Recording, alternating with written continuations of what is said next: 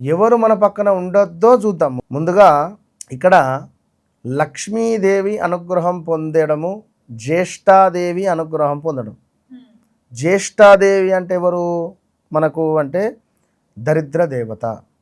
మరి దరిద్ర దేవతను సంఖలో పెట్టుకొని మనకు లైక్ అంటే తిరిగేటువంటి వారు, దరిద్ర దేవతను పక్కనే పెట్టుకొని తిరిగేటువంటి వారు, లక్ష్మీదేవిని పక్కనే పెట్టుకొని తిరిగేటువంటి వారు, ఇద్దరి మధ్యలో వ్యత్యాసం చూసుకోవాలి. మరి ఎవరు కావాలి? లక్ష్మీదేవి అనుగ్రహం పొందినవారా, జ్యేష్ఠదేవి అనుగ్రహం పొందినవారు కావాలన్నా?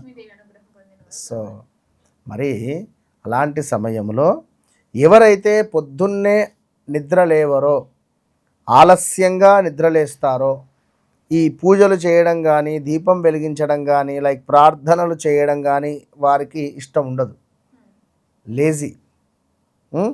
యజ్ఞయాగాలు జరిగేటువంటి చోట మనకు వాటిని పాడు చేయాలి అని కానీ, లేదా అటువైపుగా వెళ్ళొద్దు అని చెప్పడం కానీ, అదేవిధంగా ఆ యజ్ఞము జరిగినటువంటి ఫలితం మనకు దక్కకుండా చేసేటువంటి వారు కానీ, పూజలు చేస్తే ఫలితం దక్కనివ్వకుండా చేసేటువంటి వారు కానీ, ఇలాంటి వారు